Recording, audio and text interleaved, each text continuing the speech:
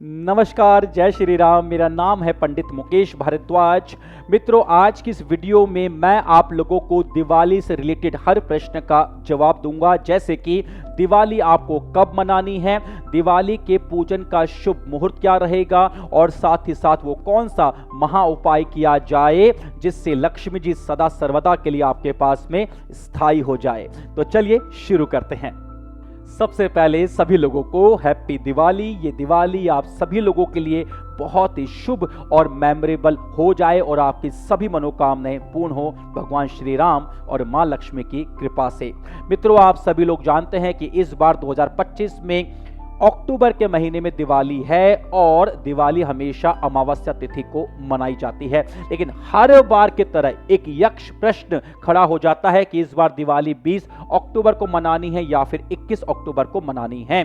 तो सबसे main point है, तिथि जो है वो अमावस्या होनी चाहिए। और तिथि को लेकर हमारे शास्त्र क्या कहते हैं, जनरल रूल क्या उसके अकॉर्डिंग, तो शास्त्र कहते हैं कि सुबह सूर्योदय के समय यानी सनराइज के समय जो तिथि होती है वही तिथि पूरे दिन भर की तिथि मान ली जाती है। और हमें मतलब है यहाँ पे अमावस्या तिथि से। तो आइए देखते हैं कि अमावस्या तिथि कब शुरू हो रही है और कब समाप्त हो रही है। तो अमावस्या तिथि 20 अक्टूबर को शाम को 3:45 बजे स्टार्ट होगी और पूर्ण होगी 21 अक्टूबर को शाम को 5:54 पर।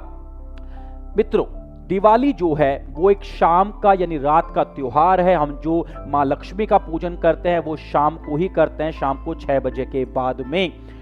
शाम को 6 बजे के बाद तो अमावस्या तिथि ही नहीं रहेगी 21 अक्टूबर को। इसीलिए आपको 21 अक्टूबर को दिवाली ना मनाकर 20 अक्टूबर को ही दिवाली मनानी चाहिए।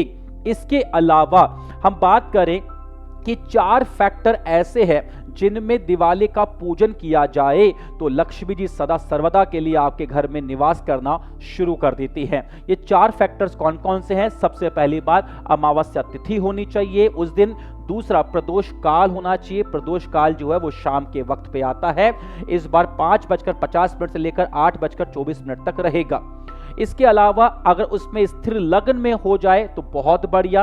और इस समय स्थिर लग्न वृषभ लग्न होता है। और अगर स्थिर नवांश भी हो जाए तो कहने क्या, और कुंभ नवांश अगर हमको मिल जाए, ये 4 चीजें अगर हमको एक साथ मिल जाती किसी भी समय के ऊपर, तो उसमें पूजन करना सर्वश्रेष्ठ माना जाता है।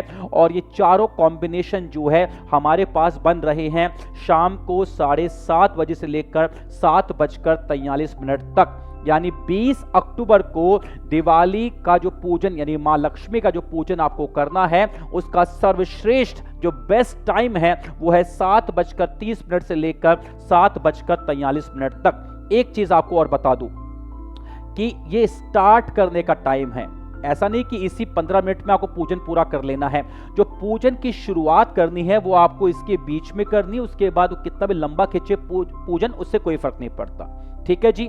अब बात यह है कि कुछ लोग ऐसे होंगे जो कि इस सर्वश्रेष्ठ समय पर पूजन नहीं कर पाएंगे। किसी को अपने घर जाना होगा, घर पे फटाफट से पूजन करके अपने गांव निकलना होगा, तो उन लोगों के लिए दिन का समय बता रहा हूं। हालांकि सर्वश्रेष्ठ तो नहीं है, बट हाँ 80% अच्छा मुहूर्त है। तो आप लोग दोपहर में अगर पूजन करते हैं तो दोपहर में, या रात को पूजन करते हैं तो दोपहर वालों के लिए शाम को यानी जैसे ही अमावस्या तिथि स्टार्ट होगी 20 अक्टूबर को, तो 3:45 से लेकर 4:15 तक पूजन करना श्रेष्ठ रहेगा। ये पूजन करके फिर आप अपने घर परिवार की ओर जा सकते हैं अगर आप कहीं दूर रहते हैं तो।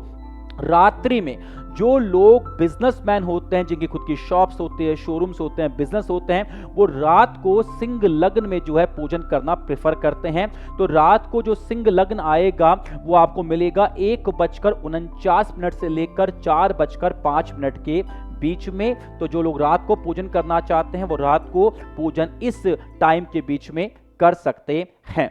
मित्रों, दिवाली का पूजन सभी लोगों को करना चाहिए, लेकिन लोगों को पूजन करना आता नहीं है, जिस कारण से वो लोग पंडित जी की राह देखते हैं। पंडित जी जब आए तब आए।